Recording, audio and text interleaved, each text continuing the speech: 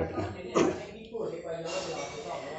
और अज वर्तमान में सिख कौम जिस संकट में घिरी हुई है, मैं उस संबंध में अज फिर तुहाडे नाल गल करना चाहता, क्योंकि कल मैं लाइव वेख्या दरबार साहब दे विच जो कुछ वापरिया, और वो मंजर उहो जिहा ही सी जिवें आपां कह सकते हैं कि साका ननकाना साहब की याद ताज़ा करवाउंदा सी।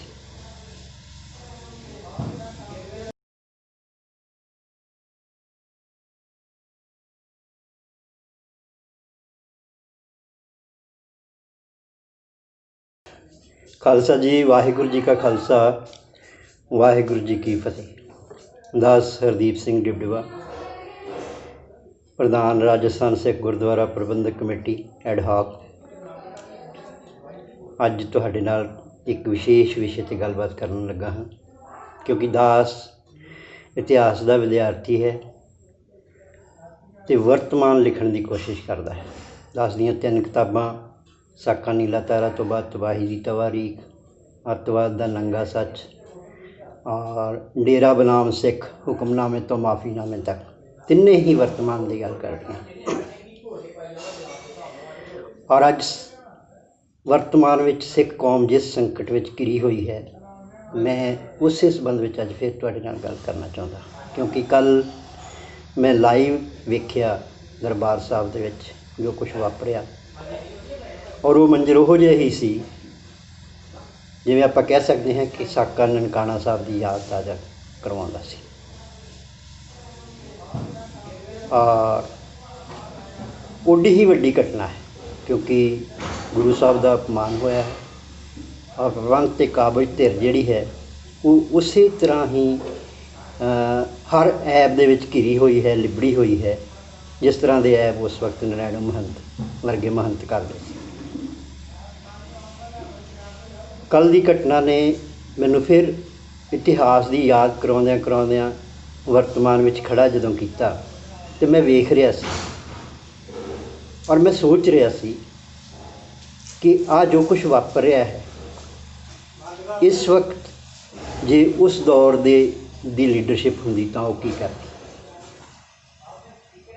करतार सिंह झब्बर हुंदा, तेजा सिंह पुच्चर हुंदा, ज्ञानी गुरमुख सिंह हुंदा या लक्ष्मण सिंह पारोवाल हुंदा तो की करदे। मैं गलत हो सकता हाँ, ये मेरी निजी राय हो सकती है, पर मैनू लगता है कि जिहड़ी अपॉर्चुनिटी कल पंथ नूं मिली सी उसका सही इस्तेमाल असी नहीं कर सके। एक ये कह सकते हैं तुसीं कि बाहर बह के गल्लां करनियां बहुत सौखियां, जदों मैदान में लड़िए पता उदों लगता है, पर क्योंकि दास मैदान में लड़िया है और इहो ਜਿਹੇ हालातों के सामने 2-4 भी होया है तो फतेह भी हासिल की है। इसलिए मैं कहना चाहता कि कल जदों ये हालात इत्थे तक पहुँच ही गए सी, वो आ गए सी नरैणा महंत वाले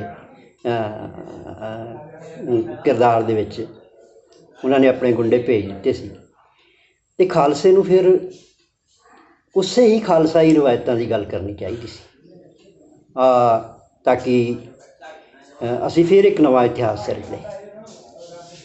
खालसे नूं चाहिदा सी कि वो श्री दरबार साहब दे अंदर दाखल हुंदा और अकाल तख्त के सामने जाके बहिंदा और उन्होंने तो चाबियां मंगदा भी तुसीं नाकाम ना अहल पंथ दे दोखी, पंथ दे गदार साबित हो चुके हो, तुसीं गुरु ग्रंथ साहब का अपमान करने वाली शिखर सो चुके हो, इसलिए हुण असीं तुहानूं होर बर्दाश्त नहीं करते, इसलिए चाबियां पंथ दे हवाले करो।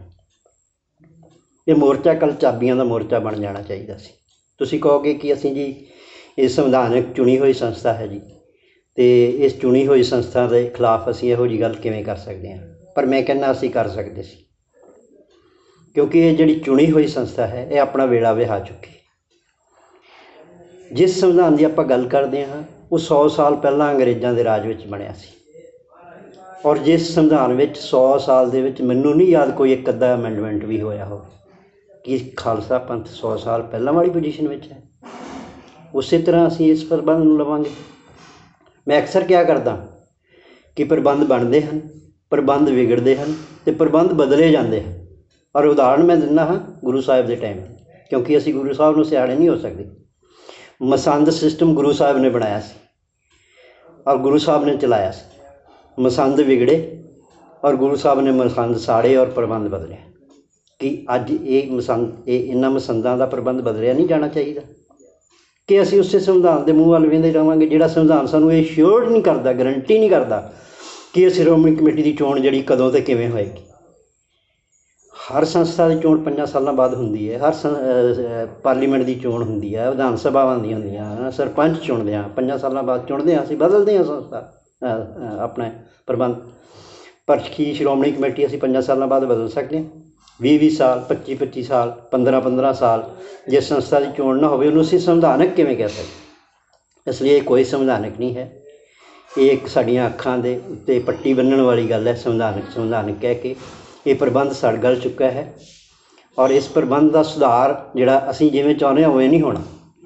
और कदी सुपने विच ना सोचिओ कि असीं चुन के इहो ਜਿਹੇ सिख श्रोमणी कमेटी 'च लै आवांगे जिहड़े इस प्रबंध नूं सुधार देणगे, क्योंकि जिस सिस्टम के तहत असीं ये प्रबंध चुनना है उस सिस्टम दे विच उही सिख श्रोमणी कमेटी के मैंबर बनने ने जिहड़े सब कुछ सारे ऐबां दे शरई होणगे। वो साम दाम दंड भेद नशे सब कुछ वंडणगे और वंडते रहे ने, अगे भी वंडणगे। कि असीं इहो ਜਿਹੇ प्रबंध नूं एवें बदलांगे? खालसा जी कदी कातल इंसाफ नहीं दिया करता, असीं कातलों तो इंसाफ मंगते हैं। वही कातल वही हाकम वही मुनसिफ ठहरे, मेरे अकबरां करों खून का दावा किस पे। तुसीं किन्हां कोलों इंसाफ मंगण गए? ये तो गोले ने, गोलियां दे भी गोले। क्योंकि प्रकाश सिंह बादल जिन्हां दा गोला है तुसीं नहीं जानते, तो ये प्रकाश सिंह बादल दे गोले हैं कि असीं गोलियां दे गोलियां तो इंसाफ मंगण जावांगे? पंथ गोलियां दे अगे जाके इंसाफ मंगेगा? सो मेरी बेनती है कि संघर्ष बेशक अपने अपने तरीके नाल हर जथेबंदी लड़ रही है, पर कल जो मैं वेख्या जिस तरह का यूथ इस संघर्ष की अगवाई कर रहा सी, एक उम्मीद जगाउंदा है कि ये इस संघर्ष नूं किसी सिरे लाएगा। तो मैं अरदास करदा वाहिगुरू अगे कि इस संघर्ष की अगवाई करने वाले जिहड़े खालसा पंथ के आगू हैं उन्होंने सारिਆਂ ने कल गल्लां कीतियां। लक्ष्मण सिंह पारोवाल दीयां गल्लां कीतियां, ननकाना साहब दे साके दीयां गल्लां कीतियां, होर पंथक रवायतां दीयां गल्लां कीतियां।